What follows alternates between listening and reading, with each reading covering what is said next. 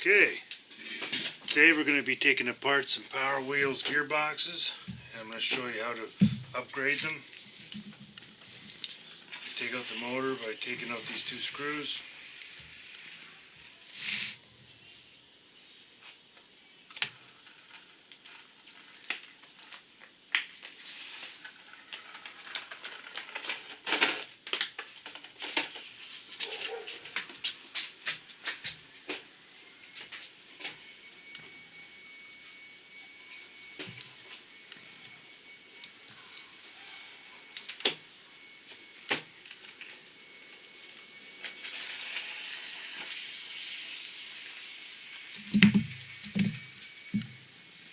Okay, the motor comes right out. It's got the standard pinion on there, Power Wheels pinion. Positive, negative connectors on it. This is what they call like a 550 motor. It's a stock one, so it's not like a high performance one or anything like that. Okay, so this motor was still good. You can still see it's nice and tight. No play in it. This motor here has kind of been fried. You can see in the back that pinion here. It's got quite a bit of play. It still runs, but there is ample play in there. So as soon as the child or my son goes in there and puts a bit of weight on it, it just bogs out and starts rattling around. You see the other motor's still good. It's nice and tight, no discoloration of the shaft. Alright. They come with bushing here to fit into the housing. So it has a little nylon bushing. I'll show you a close-up of that.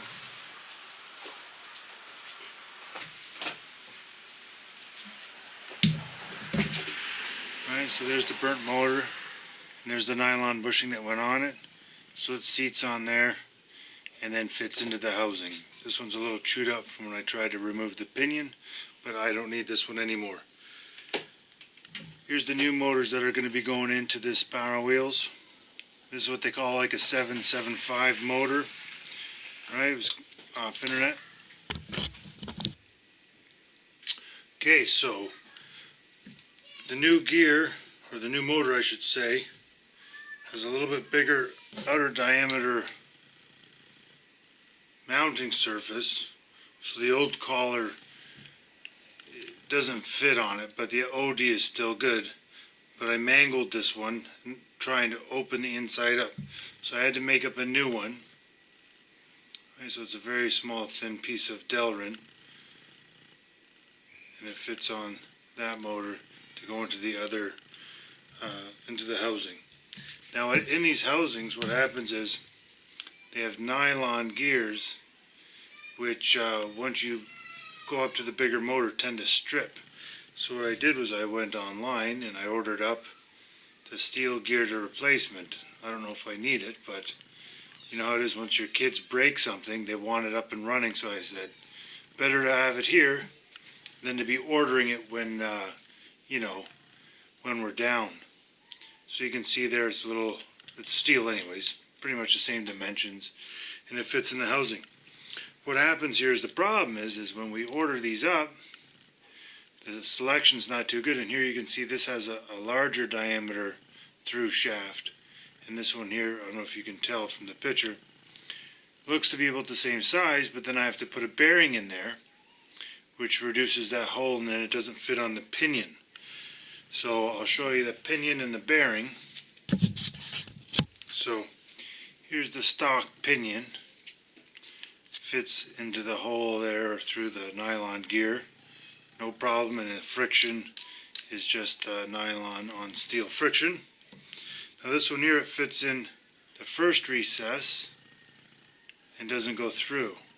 But you wouldn't want a steel on steel bearing surface. A lot of heat would be generated there. So this company had sent me small bearings that fit inside this gear. Okay, and then we can see, if I can get into the camera, how small the bearing is in relationship to that new bearing. So I'm like, well, how the heck am I going to get that to work, as it has to fit inside the housing, and there's the resting point for it, which is big enough for that big large pin. So what I did was I went and I made up a piece like this. So I have two large diameter bearing surfaces on the outside and then a shaft that goes in the middle, and the shaft will fit onto these small bearings, allowing the big first drive gear to go on and then rest in the factory mounting surface. Alright, so that goes on there like that. We throw the other bearing on the other side. Okay. Mounts in there, giving the gear a good bearing surface that's going to reduce the heat and friction buildup. Then I have the other bushing, we'll call it, I guess for lack of a better term, to go in there. Now the whole system fits on there, spins freely, and we'll be able to match that diameter and go into the factory housing. Of course, this was all done while I have one of these machines down, so I have 3 machines and my one son is quite excited to finally get up and running, but it's just going on one thing after another. And while I'm getting this one going, my son just stripped or blew up another motor. These are older Power Wheels, so it's no big surprise. And that's why I ordered 6 of these up, so that I'll be able to get them all up and running and then just pop them in and then slowly figure out what's going to be the next component that'll have to be replaced. Kind of the price you pay when you're having your kids be the fastest ones on the block, or at least being able to keep up to the faster kids. So I'll install this and show you guys how I do it. Okay, so we have the gearbox and we've removed the 4 screws. Now we can take it apart. So we have to depress the safety clips.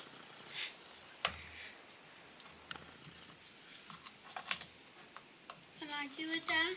It's a little hard, honey. They're in there good. Tight.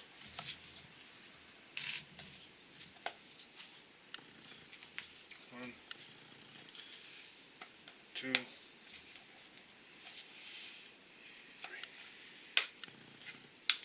And 4 clips. And our housing comes off. I'll take the housing off. Okay. Here's the gears inside the Power Wheels drivetrain. Grease. Grease. What color's the grease? Yellow greenish. Yellow greenish grease. So this is your drive gear, the major gear. Okay. Okay. This is the secondary drive gear. Okay. A bunch of grease coming off there. Put that back inside for now. We have our other gear, and this is our first gear. So first gear, second gear, third gear, fourth gear, final drive gear. So when Can I take that one there? Sure. Okay. Okay, oh, we want to see it. Did you show it to them? Yeah. Show it to them. And hold it in the picture. Okay. So this is the first gear, and when you upgrade to the bigger motors, and it usually strips out pretty quickly. So to make sure that my sons don't have more downtime, I've upgraded it to a steel gear. Alright, so here's the steel gear here, steel first gear. What we have to do is remove the steel pin, which is the bearing surface for the gear. Alright, so we're going to remove that by pushing out with the screwdriver.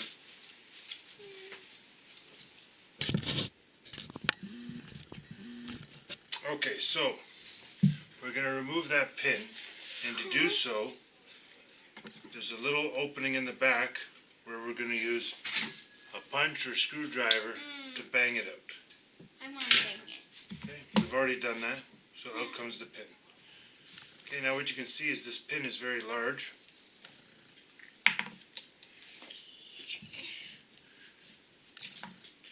And the hole in the gear is quite small.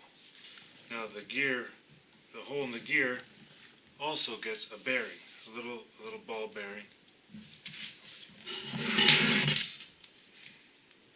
Further reducing the size. Okay? Okay. So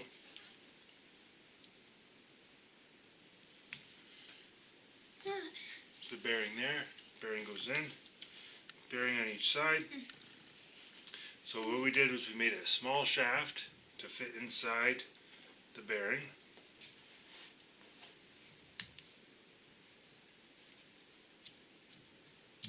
Okay, goes to both sides and extends on both sides. Then the receiving part on the plastic housing is still a lot larger. So what we did was we made two bushings to sit on that bearing surface and go into the gearbox.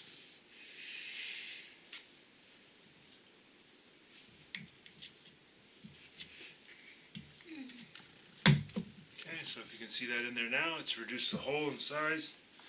Then we can slip in the gear in there. Then I have to bang it. And now we're ready to put on the other bearing surface, And then. like this. Okay, now the gear sits in there. Should I empty both? Then, after the first gear, we put in the, Second gear, third gear, fourth gear, fifth gear. make sure that they intertwine. Okay, Clean it first. we're going to re-grease these after. Right now we're just doing a demonstration.